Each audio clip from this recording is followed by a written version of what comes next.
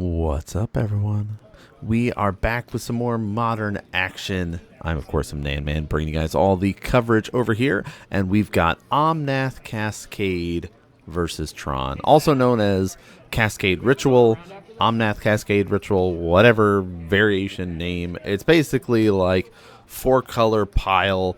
The idea behind the deck was like, I want to play Up the Beanstalk, but Up the Beanstalk is banned, so how can I play as close to that as possible in Modern? Basically, you jam in a bunch of elementals, you have Omnath in here, you've got Quantum Riddlers, you've got, of course, Solitude and Subtlety, the two legal elementals. There's still, a green one there, but that's, sideboard stuff. Endurance, of course, what we're talking about. But main board, at least, 4 of Solitudes, 4 of Subtleties. You're kind of really getting in there, doing some blinky stuff, but not really blinking like the Jeskai blinks or Esper blinks that exist, because you're cascading into a birthing ritual and then just like super accelerating out. We'll see how this works out here. Of course, Tron is a traditional list that has been in Modern one of the longest ever. It is kind of fluctuated in styles and gameplay and the way that it is set up, but it is definitely one of those just like, okay, do I get a bunch of colorless mana that I can use to cast big, dumb, scary Eldrazi or big, scary Planeswalkers? That's kind of our goal and game plan. Now, you could splash white for like the kind of more control-y elements of it. You can have green for, sowing Myco spawns. Sometimes people run like a black for like dismembers and stuff. Sometimes people just run dismembers anyway. So it is, very interesting to see how things are set up and work out with the lists and everything as players run it. But the turn 1 map is kind of like the go-to most common way to set yourself up in Tron, because you're trying to get those 3 lands as quickly as possible. Urza's Tower, Power Plant, and Mine, to be able to generate 7 mana. That kind of 1 + 1 + 1 = 7 meme that exists all comes from these Urza lands in particular. But yeah, I say it's one of the longest running decks in existence with Modern, because like it has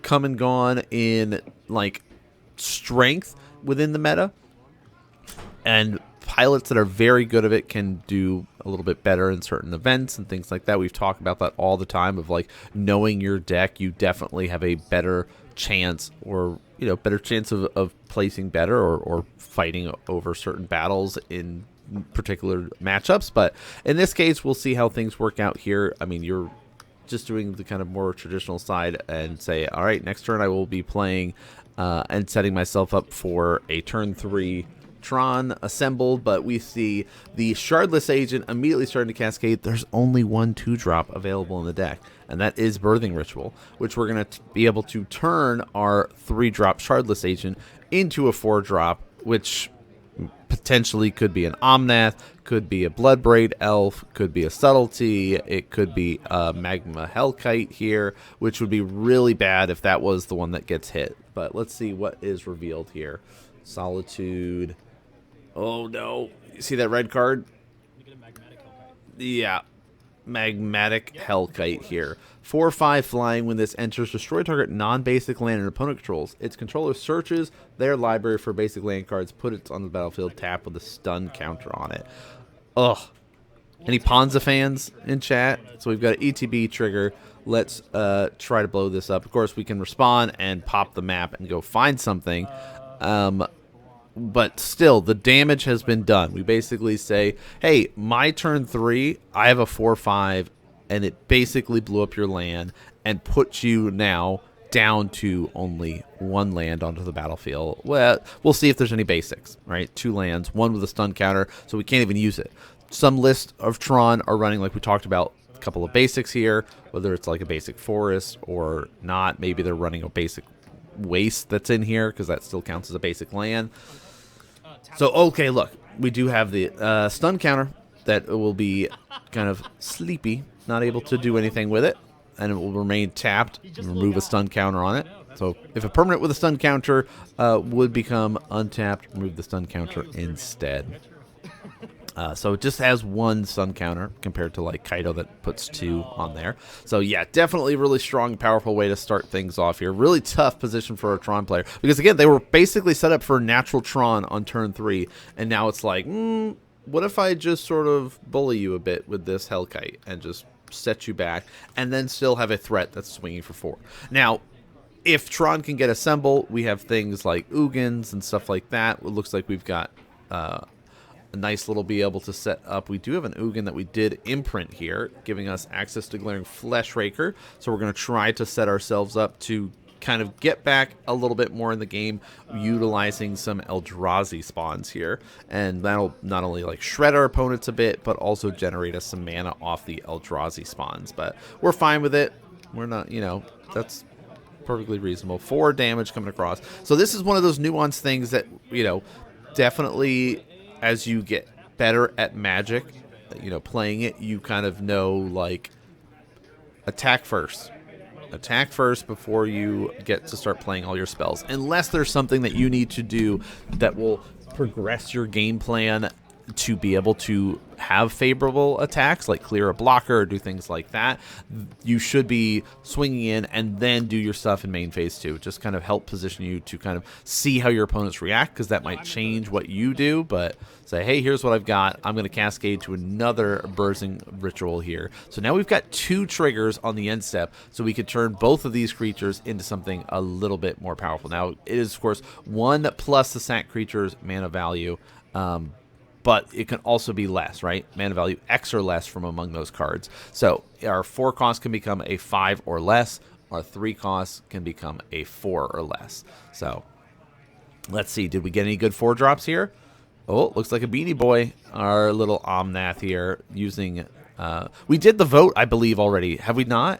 I'm pretty sure we did. So we're starting to post up more on the channel where you get to vote on which art you like the most. So I appreciate everybody that has been interacting with the post, leaving comments, and voting in those. We love being able to see you guys interact and you know, tell us your thoughts on different cards and stuff. But we do get to see boom, boom, boom. Rituals. We'll be able to go through things. Oh, a Hellkite for a Hellkite. Oh my gosh, Ugin's Labyrinth and getting rid of Ugin. Oh, that's a, like, Birthing Ritual is such a cool card. I have a Yawgmoth Birthing Ritual deck that I like a lot, but then when you see these like 4-color piles, it really makes me go, oh, I want to play that. You're just sort of like, when moments like this happen, but the fragility of the deck, like you look at the land base and you go, oh, you're kind of like hosed if I am able to get out like a Harbinger or a Blood Moon quick enough, huh? It's gonna be a little tough for you there, huh? Okay, but like if you can, you know, turn 3, blow up your opponent's land, set them back, and then just sort of take over the game, like that is crazy to see. I mean, in particular, it's tough on the Tron list where it's like I don't really interact and I just sort of wait and tap out.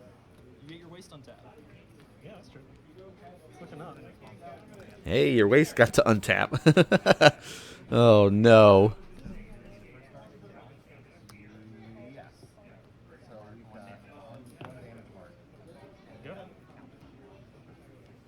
Okay, 2 Tron lands.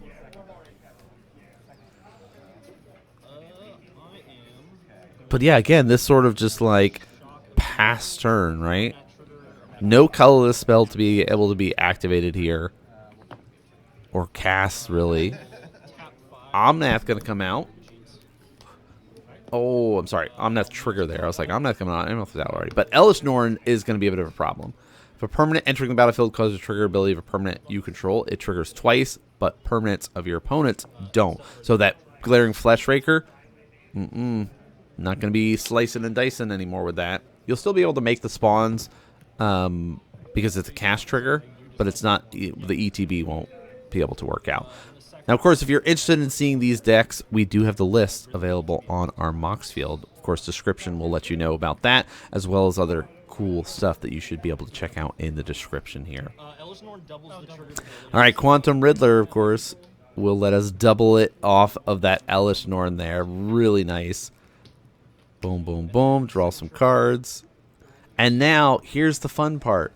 This ritual, we can get rid of this Riddler if we wanted to. Or save it, right? We could turn it into something else. Oh my gosh. With the Elish Norn, Magnetic Hellkite will blow up both of those lands. It says, hey, would you like to shuffle because you've got no lands and failed to find? Sure, here you go. Yikes. Oh, what a bully game. Oh, no. It's all gone wrong. Sometimes this happens. Every so often we'll get these games on camera where it really is just like something went completely right for one deck and the other one just sort of fell on its face. And even in this case, it's not like it's a bad mulligan situation or the deck like didn't get to do its thing. We're interrupting our gameplay to let you know about our new affiliate with Nerd Gear. nerdgear.gg/nanman will take you directly to the website, and as you can see, they've got a bunch of awesome gaming accessories from playmats, life counters with the life tracks, playmat holders, and more. So make sure you do some browsing on the site, find some goodies, and then use the code NGNanman for 5% off your entire order. But let's get back to our gameplay. Yeah, check out the website. We say it every single week for y'all. Get some goodies. The sleeves I've been testing out. I've been enjoying quite a bit. They have some really cool colors. We'll show them off a little bit more on camera coming up soon. I know Monday we've got a deck, a little bit of a Fairy Death Shadow list that we're going to start showing off on the channel, both with MTGO leagues and, of course, paper copies of stuff. But if you're familiar, we've got MTGO leagues the first Saturday of the month, so that will be right at the beginning of February. Just trying to sprinkle those in for you to be able to enjoy. So this time around, we do get a little bit of a mulligan here. No sideboard cards. Oh, just kidding. We want that card. No sideboard cards revealed before the match starts. This is one of those things that it's just like, oh no, we'll show you eventually. You'll get to see. Most of the time players will reveal what they were able to bring in and how that kind of works out. But that's always tough too when you're like, I'm down a game, I have to mulligan, things are not lining up the way they're supposed to. But a Devourer helps. We got, looks like 2 Tron pieces, Vexing Bauble here. I like that a lot. That's really nice. Oh, we have a double mull. We had to mull down to 5. No, even less. Oh no. 1, 2, 3, 4. Mull to 4. I mean, it's a pretty good way to mull.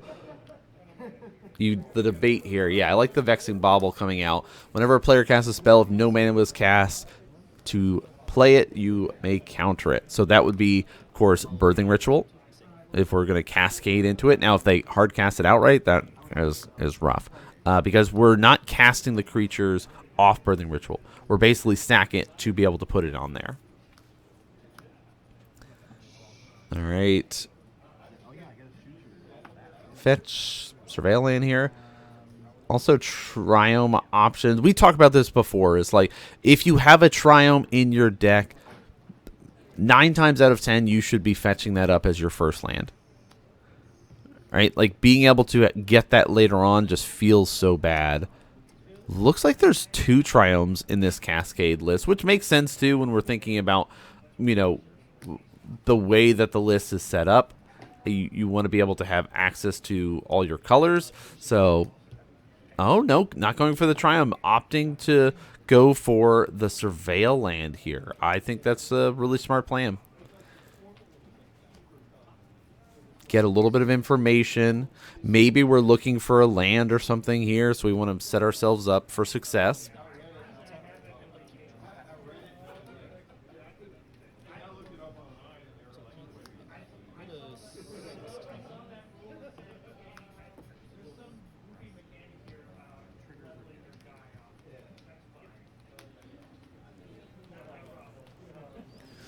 All right, Omnath Cascade doing what they do best in the early stages of saying, I'm going to just sort of, fetch, try to get my mana set up the right way. And with 2 mana, there's only 1 2-mana spell they have in the whole deck. So, yep, Birthing Ritual.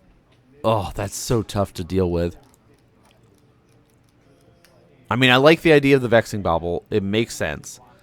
Map is going to get popped here. What can we do with 2 mana, though? Probably not much. But we'll have all of our mana.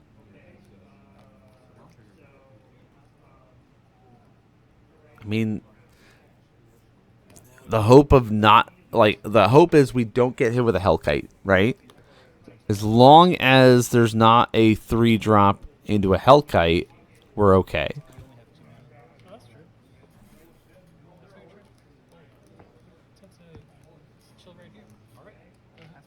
All right, 2 mana. Well, 2 mana is better than no mana.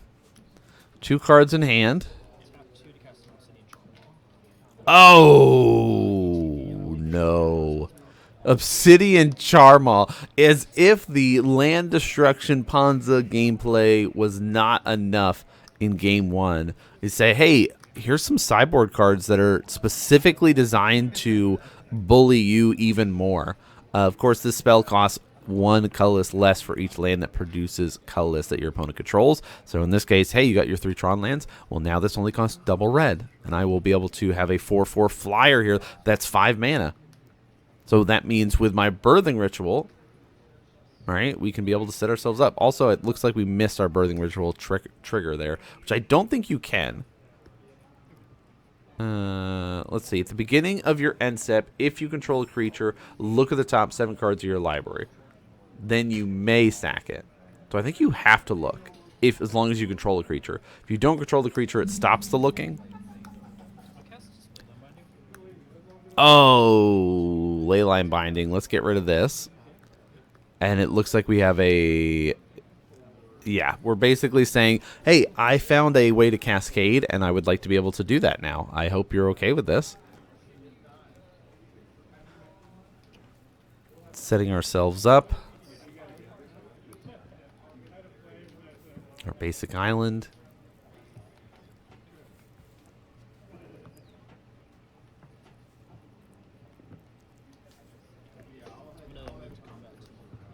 Send 4 across. Bringing the beats. All right.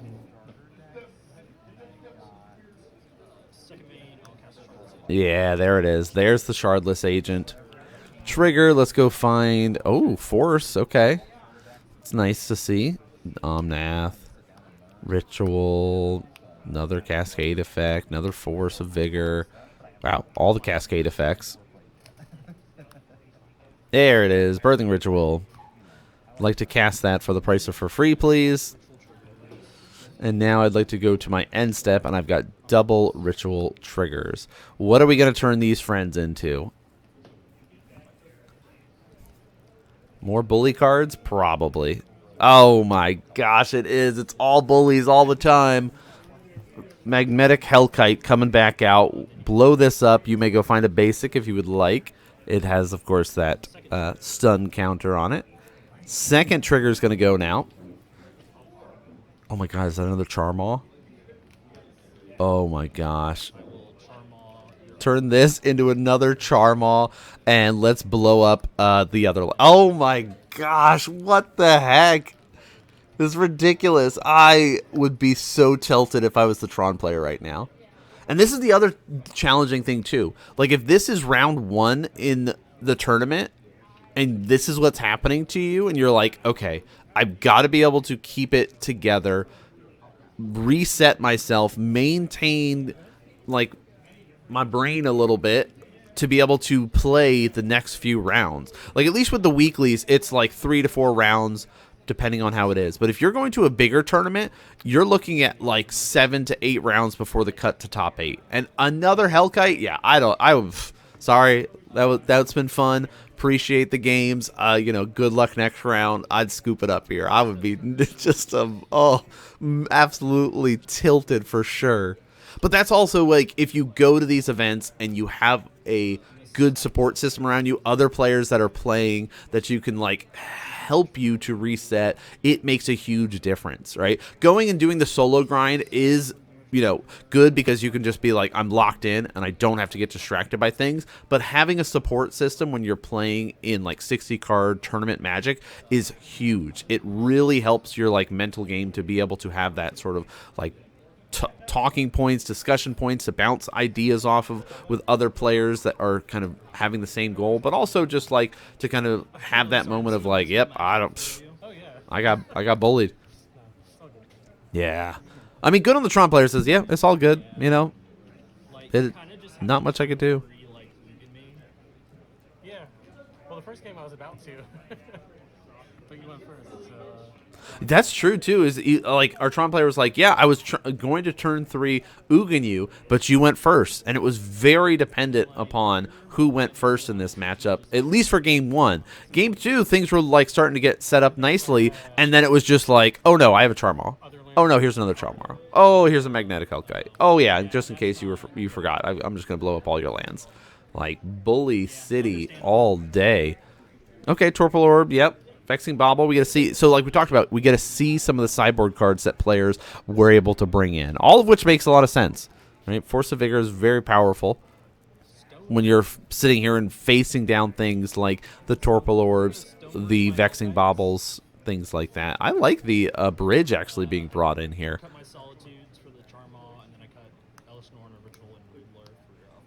All right, so Solitudes are out, not really necessary. Even the Elishnorn, yeah, don't really care. And shaving down on a Riddler for basically just like, you know, how can I be able to bully you the most?